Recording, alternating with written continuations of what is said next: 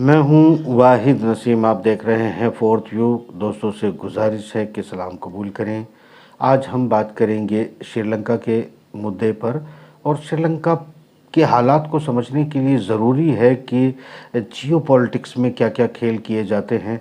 इन तमाम बातों को अगर हमें समझना है तो जॉन बोल्टन, जो अमेरिका के एक बदनाम ज़माना कहें या जो भी कहें, काफ़ी उनके साथ कंट्रोवर्सी रही है, मगर वो दुनिया भर में अमेरिका की तरफ से जो उन्होंने प्लांटेशन की, जो दौरे किए, उन पर एक कबूलनामा उन्होंने किया है आज, जिस पे दुनिया भर में काफ़ी विवाद हो रहा है।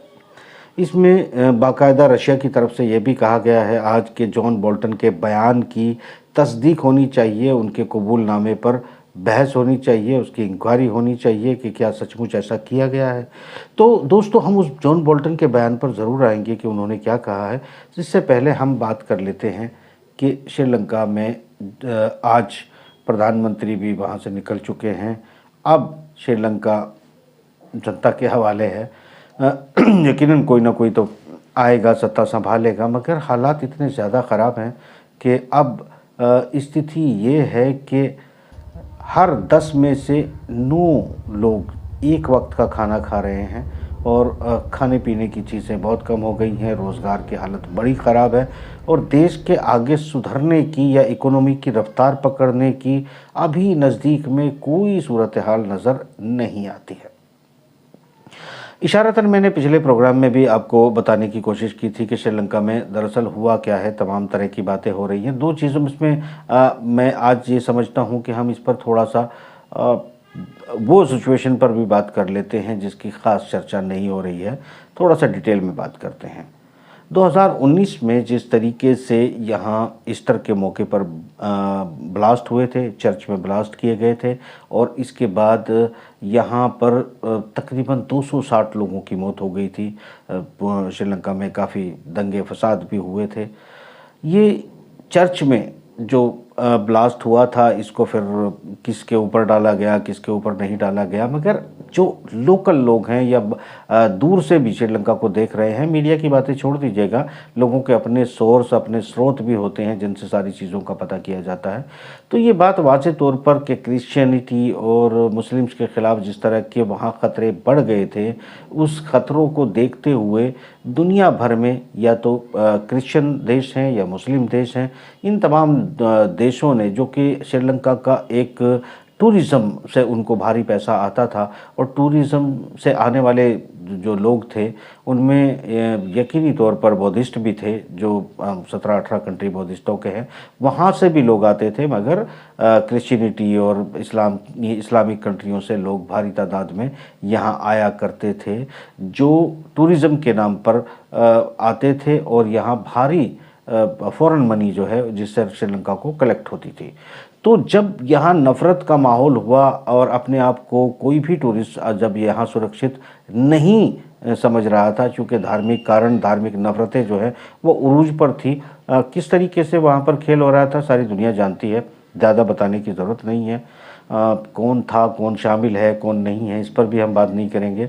हम सिर्फ इतनी बात करेंगे यहाँ उस मामले में कम से कम कि यहाँ धार्मिक नफ़रतें थी, लोग अपने आप को असुरक्षित महसूस कर रहे थे, करने लगे थे, और उसके बाद कोरोना भी आ गया तो हालात मामूल पर नहीं आ पाए, और लगभग श्रीलंका को जो एक ज़रूरत होती है फ़ॉरेन करेंसी की, वो फ़ॉरेन करेंसी नहीं आई। चूँकि इसमें अगर ये बात करें कि चीन के कर्ज में डूबे होने के कारण, चीन को ब्याज अदा करने के कारण श्रीलंका की इकोनॉमी डूबी है, तो ये एक भरम फैलाने वाली बात है।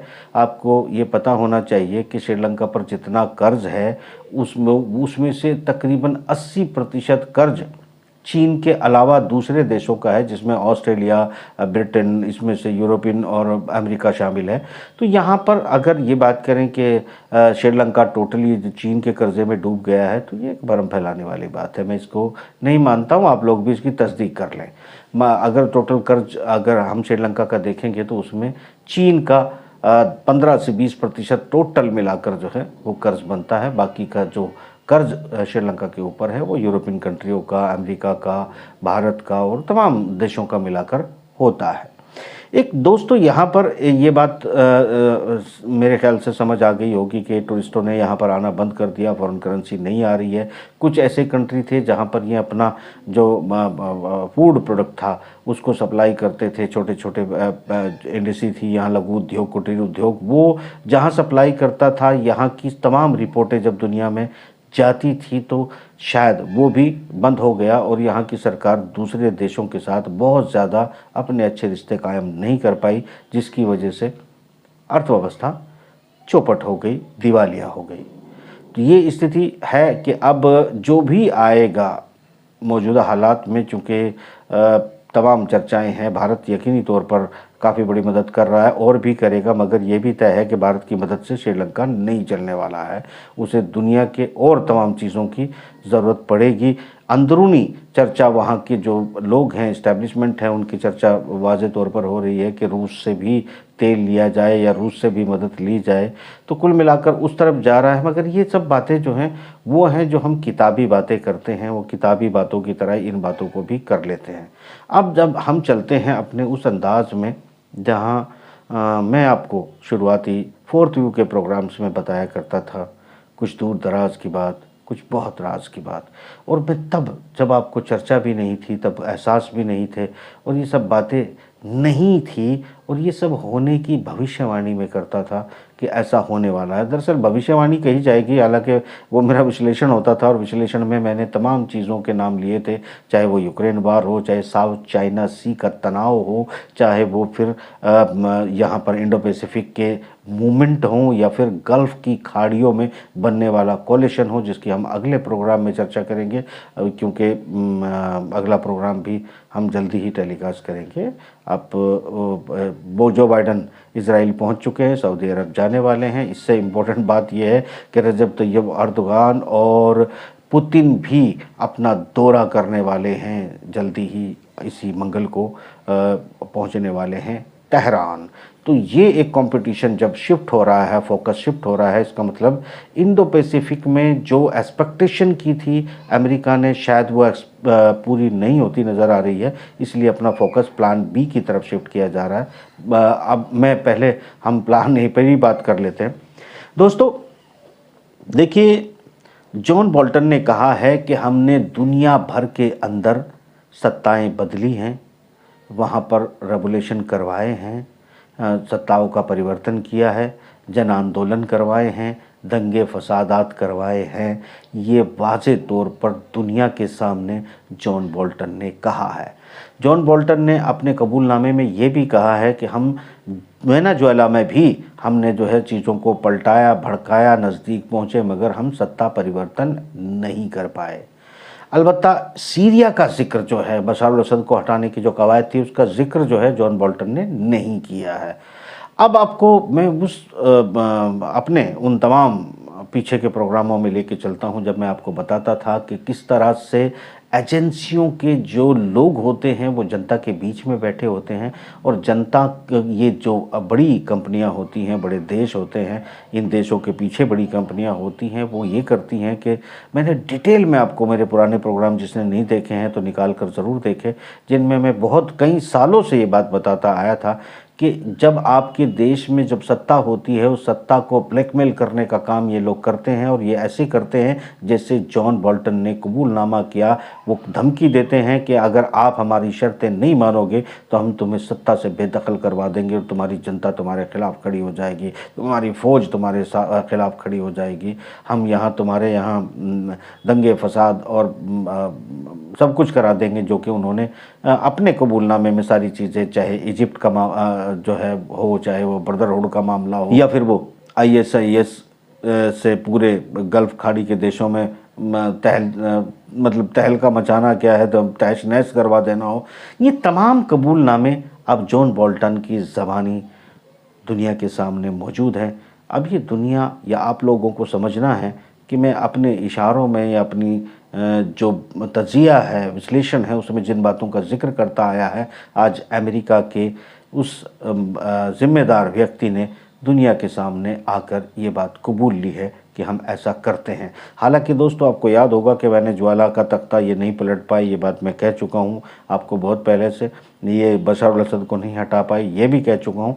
बल्कि उसमें इसे तख्ता पलटा नहीं पलटे वाली बात नहीं है, बात ये समझने की है कि जनता के बीच में, अधिकारियों के बीच में, सत्ताओं के खिलाफ प्रधानमंत्री या प्रेसिडेंट्स या जिस देश में जो भी होता है, ऐसे लोगों के खिलाफ इनकी उन्हीं के देशों के अंदर इन्वेस्टमेंट करके इतनी गहरी पकड़ होती है कि आपको समझ में नहीं आता है कि कौन पत्रकार जो है वो किसकी तरफ से बैटिंग कर सकता है, आपको समझ में नहीं आता है कि कौन सा लीडर कब क्या कहने शुरू हो सकता है, आपको समझ में नहीं आता कि आपके बीच में मोहल्ले गली या शहरों के छोटे छोटे नेता या एनजीओ या संगठन वो किस रुख पर एकदम मुड़ सकते हैं। ये सब कुछ एक अंतर्राष्ट्रीय गेम होता है। सडनली कुछ नहीं होता, सडनली कोई रिएक्शन नहीं होता। और श्रीलंका में जो कुछ हुआ है, जॉन बोल्टन ने जो कुछ कहा है, ये उसी का नतीजा है। यहाँ पर क्योंकि शायद वो कोई शर्त अपनी मनवाना चाहते थे, वो नहीं मानी, तो उन्होंने यहाँ पर एक आतंकवादी हमला होता है। उसके बाद मुस्लिम कंट्री, क्रिश्चियन कंट्री सब डर जाते हैं, धार्मिक नफरत फैलती है, फैलाई जाती है। कौन फैलाता होगा?